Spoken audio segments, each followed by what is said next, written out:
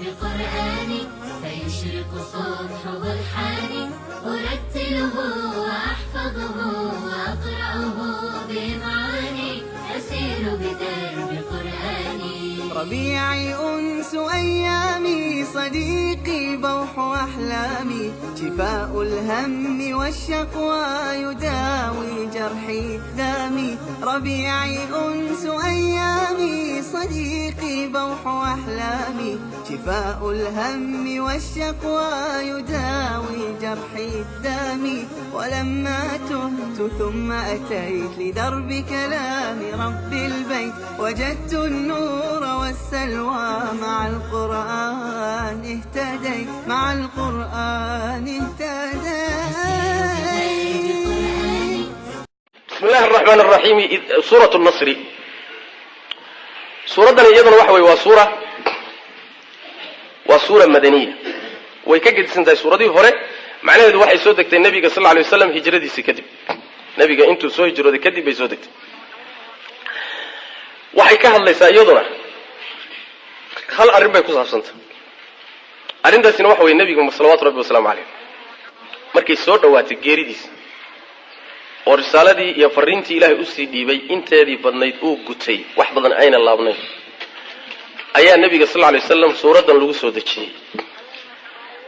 iyadoo ay tahay ujeedada in lagu ogeysiyo geeridiisa inay soo dhawaatay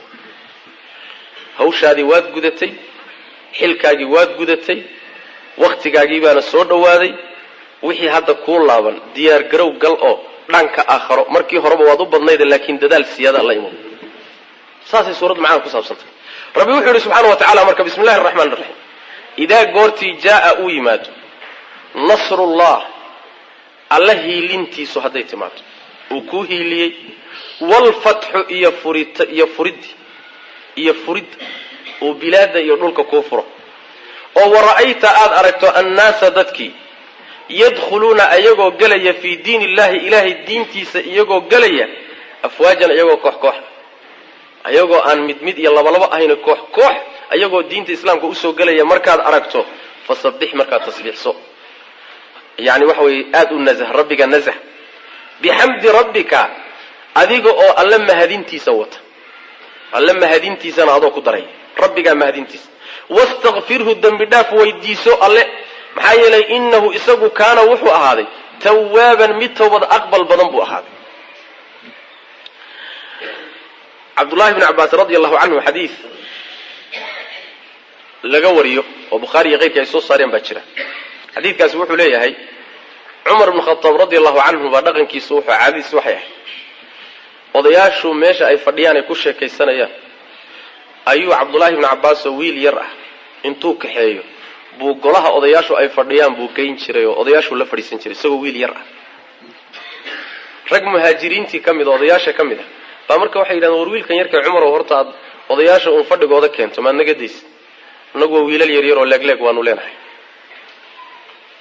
Umar marka wuxuu damcay inuu tuso odayaashan oo ay garawsadaan Abdullah ibn Abbas wiil yar haba ahaadee laakiin wiilashooda kale inuu san ahayn maalin iyadoo marka uu odayaashii fadhiyaan buu wuxuu ku yiri Abdullah yow maada taqulu fi hadhihi sura bukuy suradan maxaad ka leedahay ida jaa nasrullahi wal fathu sayd u fahansantahay oo maxay ka hadlaysaa buu intuusan isaga weydiinin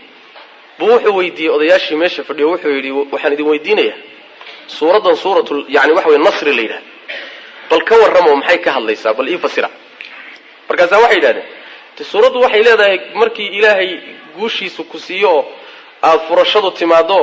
aad aragto dadkoo diinta islaamka soo galay marka nabiga waxa la leeyahay tasbiixso oo ilaahay mahadiyo dambi dhaaf weydiiso waa intii daahirka ka muuqatay qaar saas yiraahdeen qaarna waxay yiraahdeen way iska aamuseen oo waxa mayna ka dhig markaas wuxuu yiri Abdullah ibn Abu Sayyid ibn Abbas lagu warrano maxadiyo markaas wuxuu yiri suuradu waxay ka hadlaysaa nabiga geeridiisa sallallahu alayhi wasallam oo nabiga ayaa waxa khabar loogu keenay arrimahaasi markay dhacaan saddexda ah geeridaadii baa soo dhawaatay marka tasbiixda iyo xamdiga iyo istighfaarta badi waa saddexda arrimo nasriga ilaahay fatxiga iyo dadkii oo diintii xoog u galaya inta markaad aragto waqtigaagii waa gabagabo geeridii baana kugu soo dhow tasbiixda iyo xamdiga iyo istighfaarta badso saasaa loola jeedaa cumar wuxuu yidhi radiyallahu canhu aniga laftaydu intaan baan ka fahamsanahay odayaashii marka waxay fahmi waayeen iyo fiqhi ay soo saari waayeen bu wiilkii yaraa soo saaray soo ya dib dambe wiilkan yaa nalooga keenin fadhiga ma la dhahayo marka warkeedu waa dhamaa wiilal leegleeg baanu dhalay wiilal leegleeg waa dhasheen da'da laakiin wiilal xagga fiqiga leeg Abdullah ibn Abbas maydaan dhalin soo ma jeed suuraddu marka saasay ka hadlaysaayo nabiga salawaatu rabbi wa salaamu alayhi geeridiisii warkeedii bay xambaarsantay warkii geeridii nabiga sallallahu alayhi wasallam bay suuraddu xambaarsantahay saas macna tayib marka Aisha radiyallahu anha waxay leedahay xadiidka Bukhari iyo qeyrka ay soo saareen iyo Muslim ba suuradani markay soo degtay kadib ma salla an-nabiy sallallahu alayhi wasallam salatan ba'da an nazalat alayhi illa kana yaqulu fiha subhanaka rabbana wa bihamdika allahumma ighfir li markay suuradani soo degtay wixii ka dambeeyay nabigu sallallahu alayhi wasallam salaad kasta markuu tukanayo rukuucdeeda iyo sujuudeeda wuxuu badin jiray subhanaka allahumma rabbana wa bihamdika allahumma ighfir li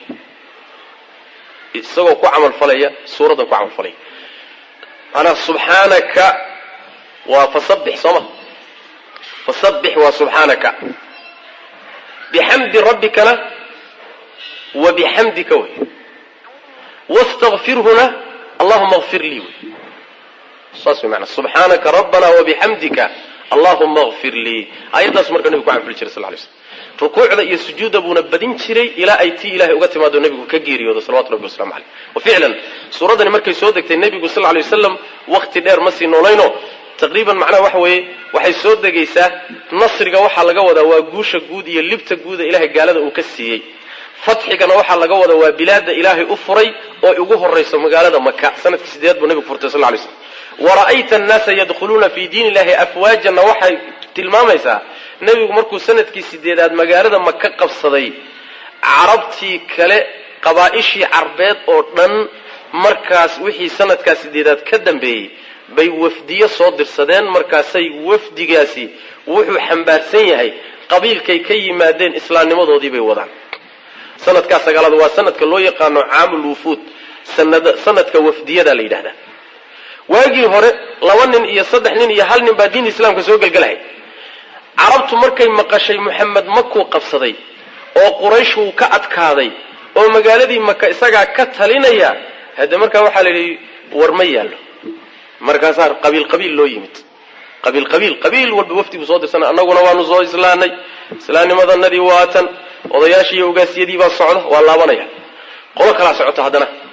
oo soo doomartay annaguna reer hebel baanu nahay odayaashii ugaasiyadii reer hebel baanu nahay dadkanagii waa islaameen waraayta an-nas yadkhuluna fi diinillahi afwajan sanadka sagaalaad ba marka waxa way aamul wufudo waa sanadka qabaa'ishu ay islaameen way macna maxaa ka dambeeyay sanadkii tobnaad soo sanadka tobnaad waa sanadka nabigu xajjatul wadaa xajiyay xajjatul wadaa markuu ka laabtayna waa geeriyooday nabigu sallallahu alayhi wasallam Soomaaliya waraayta an-nas marka waxa way calaamadahaasi waxay astaan u ahaayeen inuu nabigu risaaladii gutay hawshii ilaahay u diray uu gutay kadibna in adduunka laga sii qaado waqtigeedii la gaaray kadibna waxa la leeyahay tasbiixda iyo xamdiga badi tayib ida goorti jaa uu yimaado nasrullah allahi lintiisa uu ku hiiliyo gaalada kaaga hiiliyay markay timaado wal fathu iyo furidi bilaada lagu furay oo qabsaday sida Makka ugu horeysay iyo bilaada kaleba markay furidaasi timaado furashada Makka ay timaado oo waraayta aad aragto annaas dadki yadkhuluna xaala ay galayaan fi diinillahi ilaahi diintiisa dhexda ay galayaan waa islaamnimada afwaajan ayagoo koox qabiil iyo koox iyo guutooyin ayagoo soo galaya hadaad aragto marka xaalada ay joogto geeridaadii baa soo dhawaatay fasabbih tasbihso rabbiga nazah oo ceebiya waxaan u qalmin oo dhan ka nazah shirki iyo walad iyo yaani wax kasto u qalmin bihamdi rabbika rabbiga mahadintiisa adiga oo wata adigoo la qabo bihamdi rabbika mutalabbisan adigoo ku dheehan oo wata bihamdi rabbika rabbiga mahadintiisa oo ku dar way macna wastaghfirhu dambi dhaafna weydiiso yaani tasbiixda iyo xamdigu labadooda marka la israaciyo yaani waxa weeyaan midna ilaahay bay ka hufaysaa waxaan u qalmin oo waa tasbiixda xamdiguna wax walbo alla u qalmo oo amaan iyo kamaal bay u sugaysaa saasoo macna waxay ka dhigan tahay laa ilaha illa allah oo kaleeto laa ilaaha wixii aan qalmin oo dhan cibaado u qalmin bay tuuraysaa soo illa allahuna alla keligoo cibaado u qalmayso waysa subxaana allah waxay meesha ka saaraysaa wax walboon ilahay u qalmin walxamdu lilah kamaal kasta oo ilaahay leeyahay bay u sugaysaa oo ku ammaanaysaa saas macna wastakfirhu dembi dhaaf weydiiso wixii kaa dhacay ilaahay inuu ku dhaafo weydiiso maxaa yeelay innahu alla kaana wuxuu ahaaday tawaaban mid toobad aqbal badan buu ahaaday ilahay waa kaa aqbalaya haddaad usoo laabato dembi dhaaf weydiisato sidaa yeel baa nabiga la yidhi salawatu rabbi waslamu caleyh haddii rasuulkeenna sidaa lagu yidhi macnaheedu waxa weeyaan ruuxu markuu aakhiro cimri joogo oo sidiisaba intuu adduunka wuxuu kasoo qaadan jiray kasoo qaato uu foorarsado oo aakhirulcimri u foorarsado waxaa la doonayaa markaa inuu adduunyada iska fududeeyo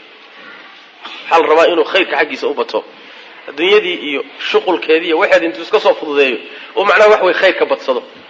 oo marka walbo khaatimada cimrigaaga aad kusii dhawaataba waxaa la doonayaa inuu bato daacadaadu badato wixii macaasi iyo dunuubna aad ka laabatood ilahay dambi dhaaf weydiiso subxana wa tacala si khaatimo wanaagsan aad adduunka ugaga tagto macnaha saasaa la doonaya